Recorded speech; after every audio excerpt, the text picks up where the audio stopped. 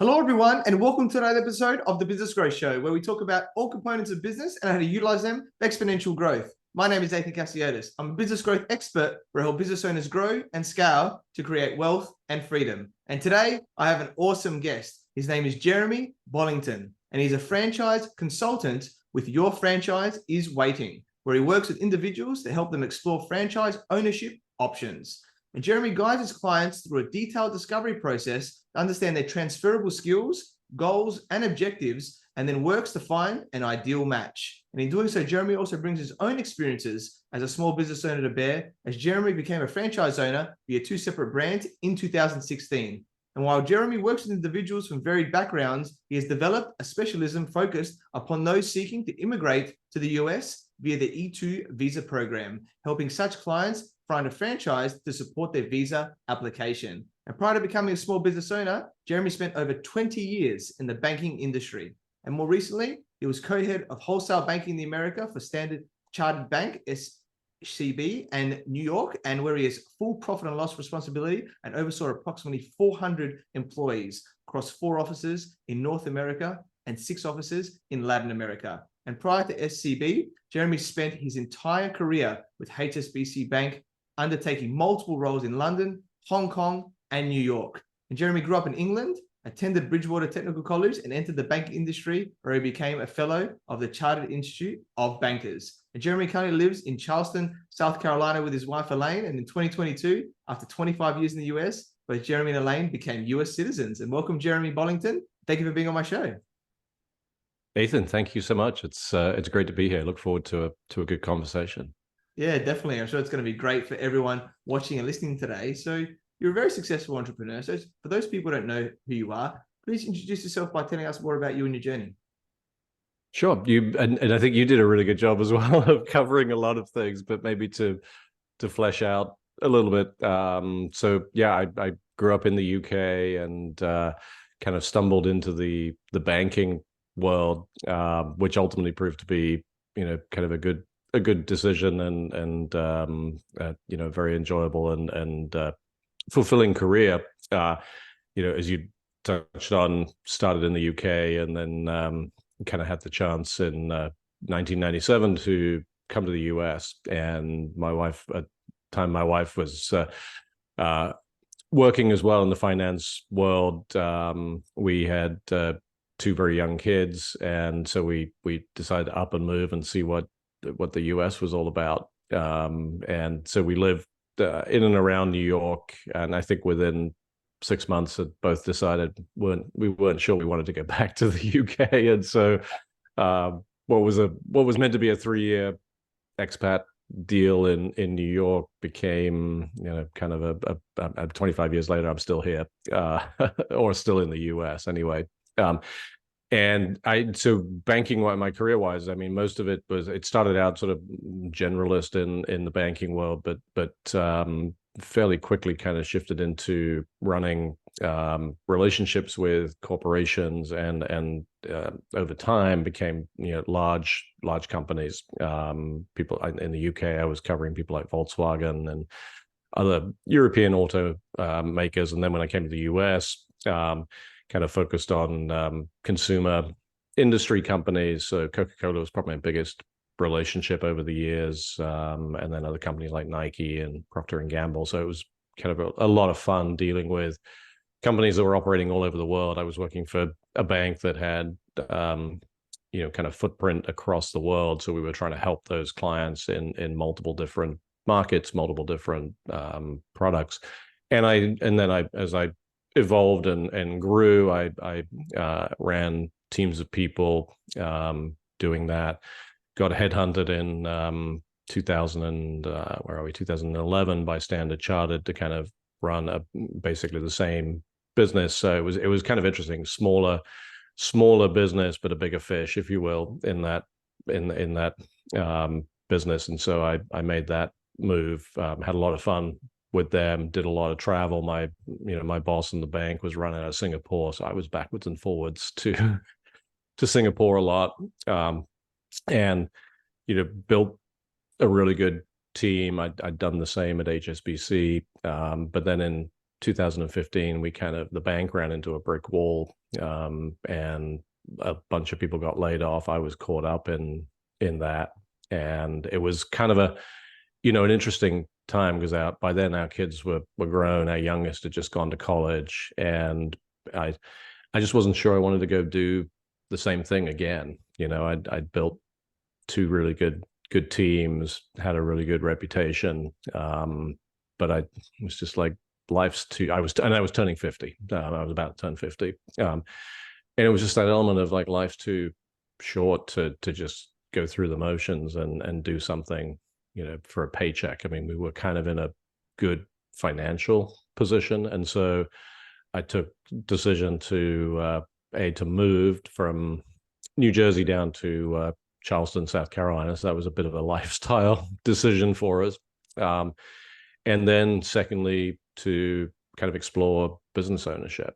And I think everybody in New York thought I was nuts, to the point of like, why are you doing that? It's like, well, it's, life's too short to just go through the motions. And so, I sort of didn't listen to those people, kind of explored starting a couple of businesses, but just didn't feel like I had, enough good ideas, and looked at a couple of businesses that were for sale, couldn't really get excited about those, and ended up in what I always describe as the middle ground, like franchising, because you're still starting your own businesses. You're a local owner operator, but you're kind of in that, if you find the right franchises, you're in a system that's got support and, kind of a proven business model, hopefully.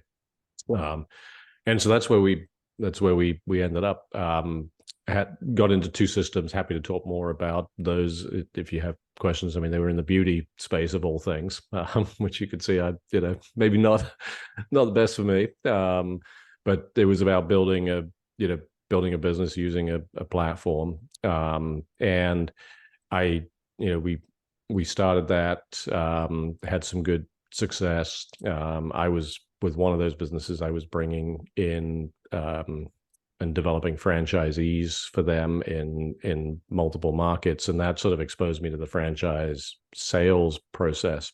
And that was really where I started to look at the consulting world, and was thinking about it back in 2019 and late 19, early 2020, and then COVID hit, and so our operating businesses were all closed because we were, everything was shut down. And so I decided I wasn't just going to sit here and, wait for COVID to get solved and businesses to reopen. I decided to launch my consulting business, and that basically is where I spend most of my time today. We still have one of the franchised businesses. We sold the other one a year or so ago, but I basically help people explore franchise ownership, people that are going through the same thing that I went through of, kind of maybe coming out of the corporate world.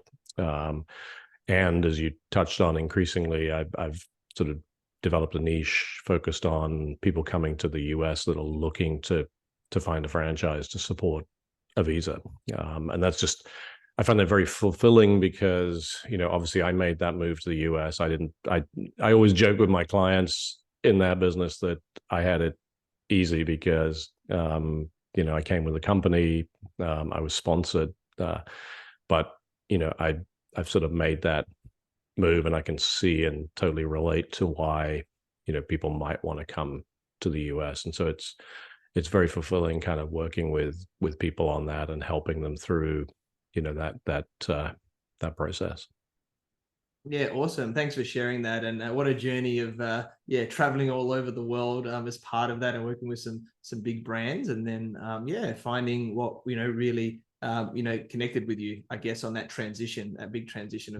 I love the what you mentioned about people thought you were crazy. And I think that's what happens a lot with entrepreneurs. You know, the people that have the jobs and stuff. Like, what are you doing? How are you going to make money? What are you doing this other business and leaving this industry and stuff? So I love the going your own path and yeah, normally, you know, when you go down, you find something that you enjoy, and it becomes a lot more fulfilling and stuff. So loved sharing more about that journey. So obviously we're talking about franchise ownership here, and you obviously specialize in people wanting to immigrate to the US with an E2 visa. So I'm a bit unsure of this as well, so I'd love to know, as well as I'm sure everybody else here. So do you want to just share on what an E2 visa is and who can apply for it?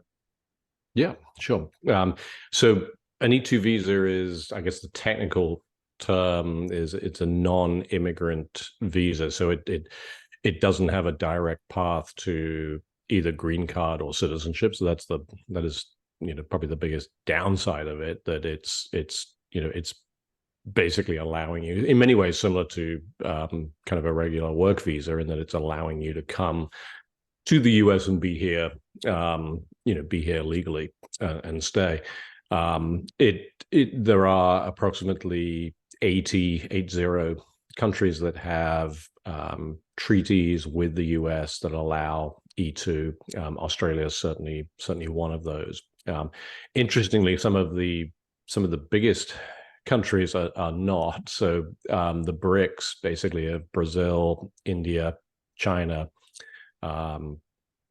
Russia, and South Africa are not E2 treated, but the kind of certainly Australia, New Zealand, most European countries, Canada, most countries ex-Brazil in Latin America, are as are a good number of Asian countries as well, and Japan. Actually, Japan's one of the sort of highest volume of applicants. And basically, to apply, you essentially have to be applying to come to the US to run a company that you have invested a material amount in. The rules and regulations don't actually define a minimum, and that's always an interesting kind of point, because some of the other sort of investor visas do tend to have a specific minimum, but the E2, it sort of references that significant or material amount. Most immigration attorneys would advise you that it's typically you want to be investing $100,000 US or more. There've certainly been approvals below that, but that's sort of the kind of safe ish level, I think. And you have to be coming to to run that business. Doesn't mean to say, if it's a coffee store, it doesn't mean to say you're going to be working in the coffee store, but you have to be coming to, to manage, to direct that business. And you have to be able to demonstrate that it has the potential capacity to support you. So it doesn't have to be on day one. I mean, particularly if it's a new franchise, there's probably going to be zero revenue on day one, and certainly not generating profit. But you have to show in a business plan that accompanies your application that the business is forecasted to generate a profit. And typically, somebody will say, well, what do I have to show? And I will typically say, whatever the median income is in the area that you're establishing the business, that's probably a good starting point. And so that's a key element. And then the last piece to it, the tenor of the visa is anywhere between typically 2 to 5 years, it varies by country. And you have, at the end of that period, or in the run up to the end of that period, you can apply to renew the visa. As part of that application, the authorities will look at your original plan. Were you able to, kind of deliver close to that plan? If you said you were going to hire 3 or 4 employees, and that's the employee piece is also important. You have to show that you're creating jobs in the US. If you want to be able to demonstrate that you've done that, and there is no limit on the number of renewals. So, for somebody that doesn't have another path to the US, it can be a very good sort of long-term path. Yeah, awesome. Love that. Thanks for sharing all those different elements of how we can get involved in applying what we need to be thinking about. And I guess that there's two options here, right? So what are the real benefits of investing in a franchise, right, to support the E2 visa compared to just other, business opportunities, in the US? Yeah, and I would say there are actually, I mean, just one slight difference there. I'd say there are really three options, because you have the option to start a business from scratch. Second would be buy an existing business that's for sale in the US. And then the third would be, again, it's that halfway house of franchise where you're starting the business, but not from scratch because you're part of a franchise system, but you're still starting the business. What I think, and the reality is franchise is it's clearly not for everybody, because it's, with a franchise system, you get kind of guardrails that you sort of operate within. Depends on the nature of that system as to how tight those rails are. But if you've got somebody that, and there are obviously fees, you pay to get into the system, you pay ongoing royalty fees for the support from the franchise. What I would always say is if somebody's an experienced business owner, maybe have their own businesses, or they've developed businesses in their home country, and if they're confident that maybe they're bringing an existing business or going to start something in a similar segment to what they've built in their home country, they are probably better to start their own business, because they would probably feel frustrated by the guardrails of a franchise system.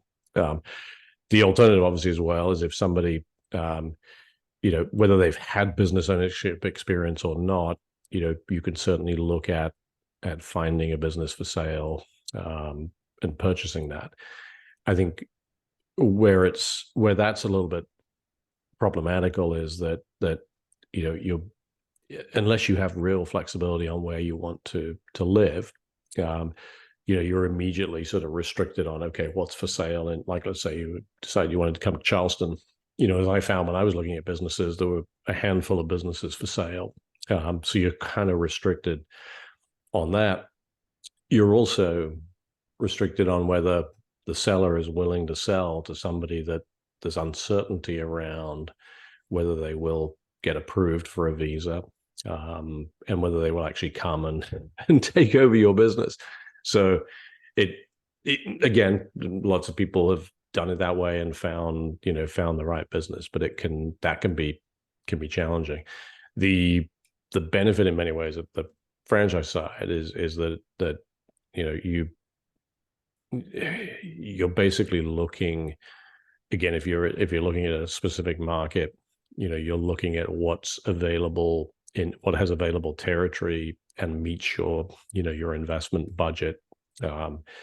And there are ways also to manage to an extent your risk, in terms of the franchisor might agree to some element of escrow or refund if your E2 is not approved. So there are ways to do that, but those are really the three options, and I think it really depends on the background and the experience of the person that's coming. Most of the time I end up working with people that have either not built and run their own businesses, or just feel like the cultural difference of coming to to the US versus their home country would make it difficult to be successful with that, or they just feel they don't want to start their own business totally from scratch.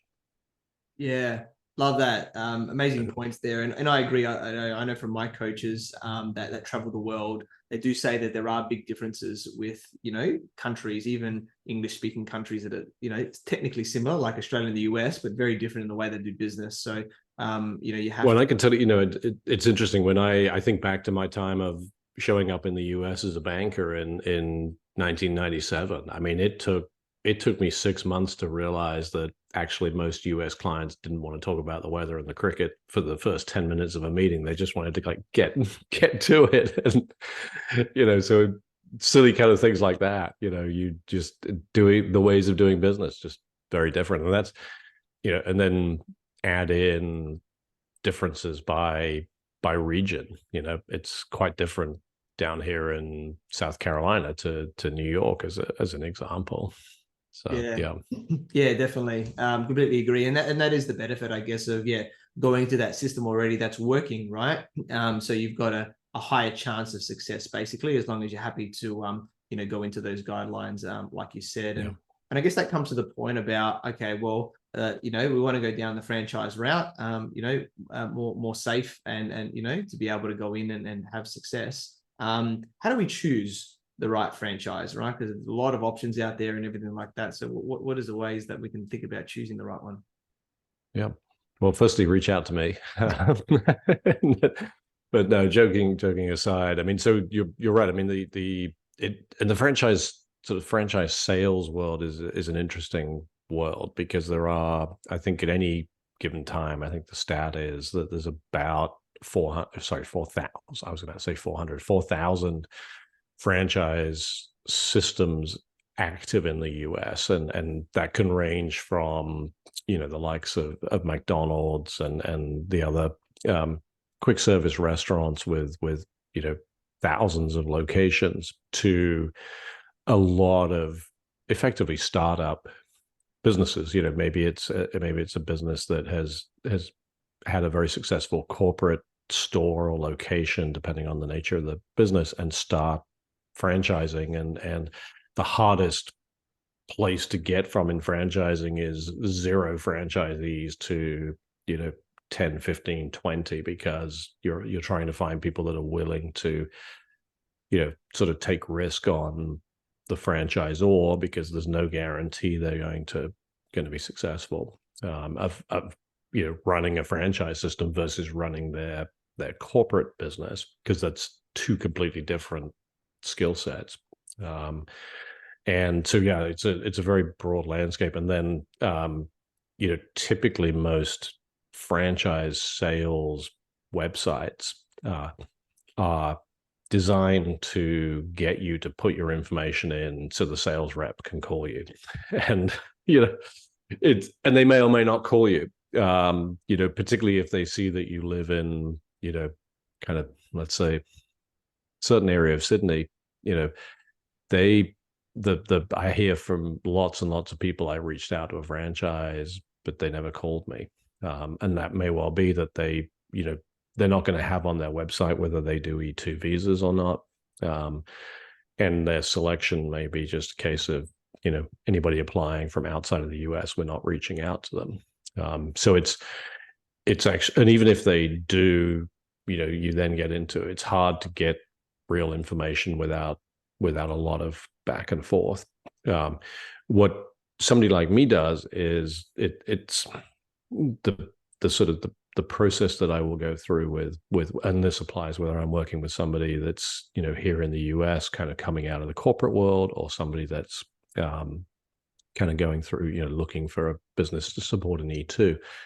We go through a lengthy process, typically, 2 to 3 hour-long calls to really dig into what's, what are the attributes that you're looking for in a business, what's your budget, what's your background, your skill set, what do you like doing, what don't you like doing, and we just dig into a lot of areas to try to construct the ideal sort of business model.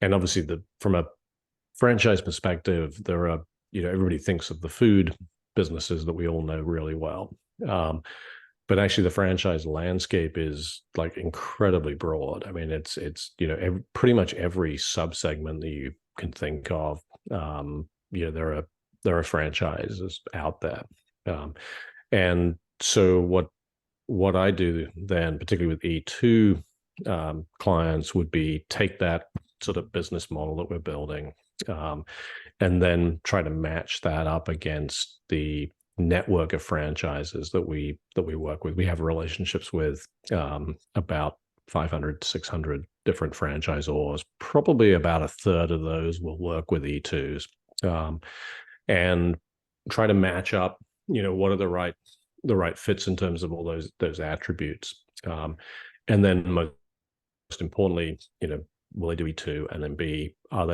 do they have availability, and are they looking to grow in the area that the individual's looking to move to?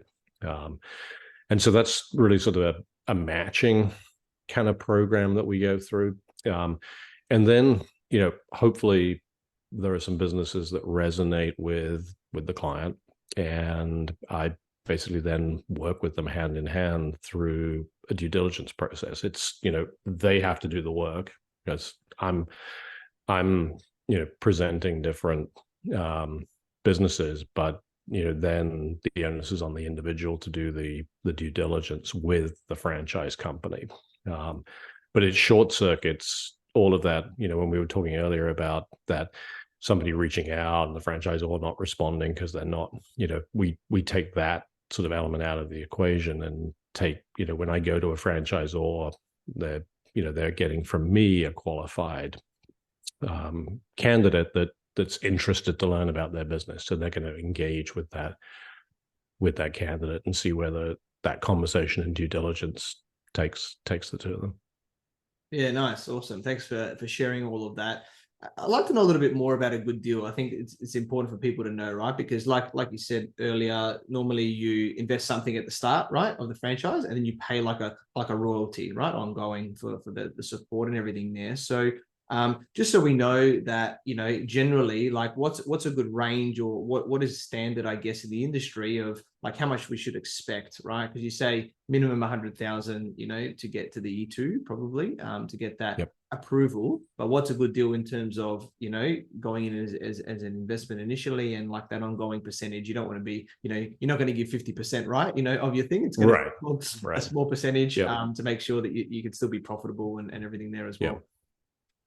No, and so to break that into, so you've got the, what does it cost to start the business, and then what's the ongoing? The start, there's an incredibly wide range, and that really depends on the nature of the business. So maybe to use some sort of extreme examples at both ends of the spectrum. So in that sort of 100, and again, I'll ignore, there are businesses that are in the 50, 60,000 range, which are really basically sales systems. So I'll ignore those because those are not really relevant for E2. But let's use things. I had a client from Europe that did an irrigation services business. So and that sort of total investment to start the business and some initial working capital was probably just north of 100. I think it was like 105, something like that.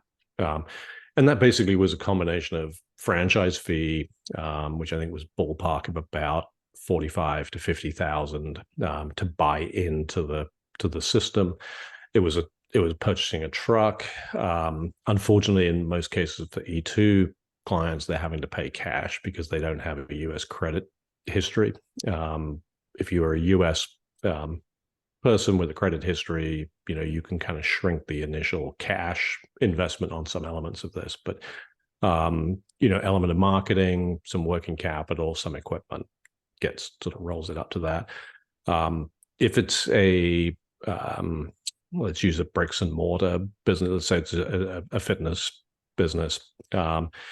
There are some nuances around E2 because you kind of have to have the location nailed down. So that tends to be more difficult unless somebody has a lot of capital. But fitness businesses typically somewhere on the low end, probably 250,000 up to 500, 600,000, depends on the complexity of the space, the equipment, how much construction work is required. But that's a sort of ballpark on that. And then at the far extreme, the big QSR restaurants, north of $1 million. But where I spend most of my time tends to be down on that. Most people that are coming to me for E2 are in that, investment budget of, let's say 100 to 150 to 200,000. So it tends to be more of those service type businesses that don't need a physical, kind of storefront, if you will. Yeah. So huge range there, but the franchise fee element, the buy-in tends to be on the low side, 30, 35,000, the high side, 50, 55,000 of that sort of startup range. The ongoing element of royalties varies by business, but I would say on average is somewhere in the 5 to 6% of top line revenue. So it's a real cost. I know for my business, it gets sucked out of the bank account once a week, and there are times when you sort of sit and think like, why am I still having to pay this? But ultimately, if you're in a good franchise system, you even and for the business that I still have, we're in year 7, and I still feel like I'm getting value from the combination of the brand, the product and service development. There are and just enhancements that are added to the business. And I think if you're in a good franchise system, you will always see some value for that royalty. Yeah, awesome. Thank you for breaking that down, and I love that you talked about that, like that 100K. It's not all just a franchise fee, right? It can be for vehicles, for equipment, for working capital, which obviously you need to cash flow the business initially, and all of that. So you don't necessarily have to just have it as the fee. It can be accumulated, which is good to know. For people wanting to get into it, and to think about that you want to, because otherwise you're going to, if you want to do $100,000 fee or whatever, you're going to have to do a lot more. Otherwise, so. And actually, just on that point, one of the things that franchisors are required to do is actually there's a standard sort of disclosure document that they have to share with everybody that's looking at the franchise. There is one section of that document that is basically sets out those startup costs, and it's a low to high range. You can't just take it as written. You've got to talk to existing franchisees, talk through it with the franchise company to understand every element of it. But there is at least sort of that guideline of the startup cost element there. Yeah, awesome. No, thank you for elaborating more on that. And I guess just generally business, right? Like, we learn a lot of things, and overcome a lot of things in business, and you've obviously had your own. Do you want to maybe share some key learnings that you think that would be relevant, right, for people in business, especially if they're more earlier on in their business journey or just starting it?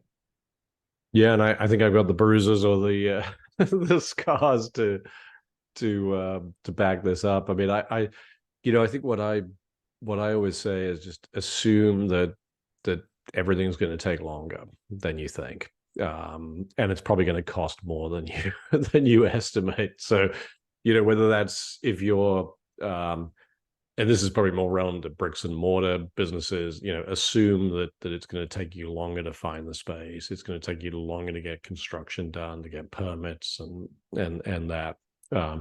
And assume that it's going to take longer to build the customer base than you think, and base your forecasts on that, because I think where I see people struggle, and I've certainly seen it in my the franchise systems that I'm in, is that if the worst thing that you can do as a business owner is run out of money, because what's the first thing that you cut? It's probably marketing. Because that's the one of the checks you write each month that you don't. It's hard to measure the spend and that, and so you tend to see people sort of cutting back on that, and so that's where I say always assume that it's going to take you longer, and hopefully that proves to be way too conservative a forecast, and you end up kind of beating it easily, and then you'll feel much better about things anyway.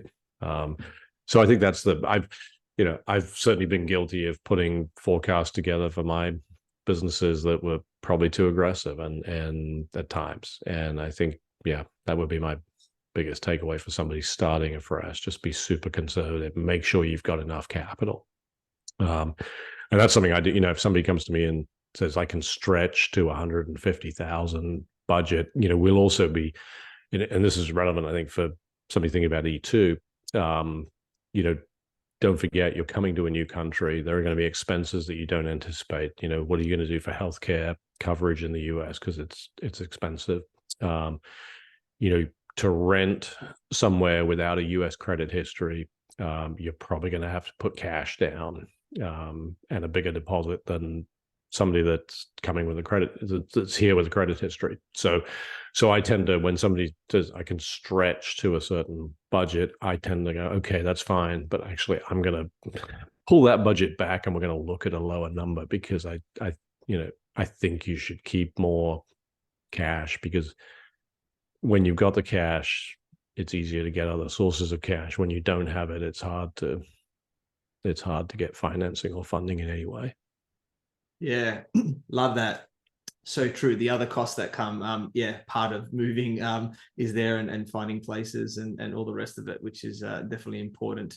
And moving costs as well, right? To travel there, depending if you've got a family and stuff as well, there's going to be a lot that comes part of that too. And I guess, how does your involvement happen in this, right? Because like in terms of fees and payment and stuff like that, because obviously you're doing a consulting element. So how does your involvement do it, that you're facilitating this, for people to get this E2 visa? Yeah.